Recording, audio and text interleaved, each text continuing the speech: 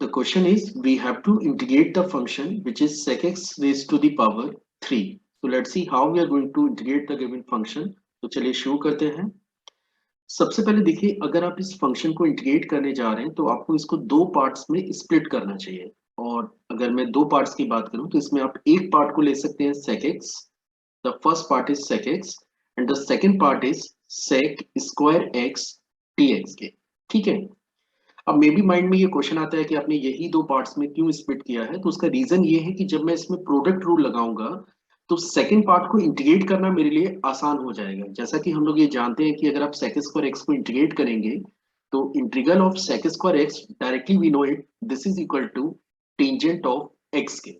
So that is the benefit to break in the parts sec x into sec square x। तो चलिए इस पे apply करते हैं। मान के चलिए ये आपका फर्स्ट पार्ट है और ये आपका सेकंड पार्ट है और दोनों के प्रोडक्ट को आपको इंटीग्रेट करना है। तो as you know very well कि अगर आप दो फंक्शन के प्रोडक्ट को इंटीग्रेट कर रहे हैं, suppose u into V D X अगर आप सॉल्व कर रहे हैं, जहां पे u और v दोनों ही फंक्शन ऑफ x है, तो दो फंक्शन के प्रोडक्ट का इंटीग्रल होता है पहला वाला function as such, first function को आप एज सच छोड़िए, सेकंड पार्ट को इंटीग्रेट करिए which is v dx minus integral of first part का derivative dy dx of u dot integral of second part which is v dx। और इन दोनों के product से जो फंक्शन जनरेट होगा उसको भी आपको अभी इंटीग्रेट करना है। ठीक है। तो चलिए अप्लाई कर देते हैं कि कैसे हम लोग इसको फर्दर सिंप्लीफाई करेंगे। तो जैसा मैंने अभी आपको बताया कि अगर मैं इस एक्सप्रेशन में ये नीचे वाले रिजल्ट को अप्लाई करूं तो पहले वाले फंक्शन को आपको एज सच रखना है which is your sec x। Second part को इंटीग्रेट करना है तो ये आपका sec स्क्वायर x होगा dx minus integral of first function का differentiation which is your sec of x। ठीक है। डॉट सेकेंड पार्ट को इंटीग्रेट करना है तो ये आपका बनेगा sec स्क्वायर x dx। और ये सब के प्रोडक्ट से जो फंक्शन जनरेट होगा उसको भी अभी हमें इंटीग्रेट करना है। तो चलिए अप्लाई कर देते हैं। अब जैसा कि ऑलरेडी मैंने आपको बताया था कि अगर आप sec स्क्वायर x को इंटीग्रेट करेंगे तो we will have it 10x। और sec x के डेरिवेटिव की बात करें तो ये आपके पास बराबर होता है sec x 10x के। तो हमें बस केवल अप्लाई करना है। तो i is equal to i is your sec x, इसको हम लोग रिप्लेस कर सकते हैं टेंजेंट ऑफ x से, माइनस फर्स्ट फंक्शन को डिफरेंशिएट करना है। तो sec x को अगर आप डिफरेंशिएट करते हैं तो इसका डेरिवेटिव होता है sec x into tangent of x के। ये पार्ट को आपको इंटीग्रेट करना है। तो sec स्क्वायर x को अगर आप इंटीग्रेट करेंगे तो again you will have 10x। और इन दोनों के प्रोडक्ट को, इन दोनों फंक्शंस के प्रोडक्ट को अभी आपको इंटीग्रेट करना बाकी है। तो चलिए देखते हैं कि आगे हम लोग फर्दर इसे कैसे सिंप्लीफाई करेंगे। तो आप यहाँ पे देख सकते हैं कि जो फर्स्ट पार्ट है वहां तो हम लोग कोई चेंजेस अब नहीं करेंगे, ऑलरेडी वो सिंप्लीफाई हो चुका है which is your sec x into 10x। लेकिन हाँ, सेकेंड पार्ट में फर्दर काम करना बाकी है। तो now what I am doing, पहला टर्म आपका sec x है, आप इसको ऐसा छोड़ दीजिए। और ये जो 10x इंटू 10x आपको नजर आ रहा है इसे आप लिख सकते हैं 10 स्क्वायर x के। ठीक है। चलिए मैं एक स्टेप बढ़ा देता हूं। तो यहाँ पे अपन ने इसको लिख दिया 10 स्क्वायर x dx। अब जैसा कि हम लोग जानते हैं कि 10 स्क्वायर x को आप रिप्लेस कर सकते हैं sec स्क्वायर x माइनस 1 से।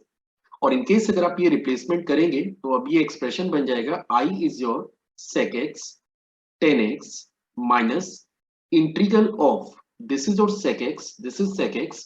और ये जो 10 स्क्वायर x आपको नजर आ रहा है इसे आप रिप्लेस कर सकते हैं sec square x minus 1 into dx से। चलिए now we are just going to simplify it further. तो i is your this is your sec x 10x, ये फर्स्ट टर्म है, minus integral of sec cube x dx। आप sec x को sec square x से multiply करेंगे तो you will get sec cube x dx का integral. और एक और टर्म है plus integral of sec x dx के। अब आप यहाँ पे इजीली चेक कर सकते हैं कि ये जो एक्सप्रेशन है ये एक्चुअली आपका ओरिजिनल क्वेश्चन है जिसको आप इंटीग्रेट कर रहे थे। ये sec क्यूब x को आप इंटीग्रेट कर रहे थे और स्टार्टिंग में आपने इसको लेट करके रखा हुआ है i। मैं वैसे साथ साथ कैरी भी कर रहा हूं इसको। तो आप इसे फर्दर i से रिप्लेस कर सकते हैं, इस टर्म को i से रिप्लेस कर सकते हैं। Means this will become i is your sec x 10x minus i, this term is your i। और यहाँ पे इंटीग्रेशन ऑफ sec x आपको यूज करना है। तो sec x के अगर इंटीग्रल की बात करें तो ये हमारे पास बराबर होता है log mod of sec x plus के tan x का mod प्लस सी के। ये आपको डायरेक्टली बुक में मिल जाएगा, और इन केस अगर आप ये क्वेश्चन कर रहे हैं तो मैं एक्सपेक्ट कर रहा हूँ कि sec x का इंटीग्रल तो आपको याद ही होगा। अब देखिए, ये जो माइनस आई है इसे आप लेफ्ट में शिफ्ट कर लीजिए, तो लेफ्ट में बन जाएगा 2 टाइम्स ऑफ आई, और राइट साइड में अगर आप चेक करें तो you are having sec x tan x plus log, this is log mod of sec x plus tan x का mod प्लस c।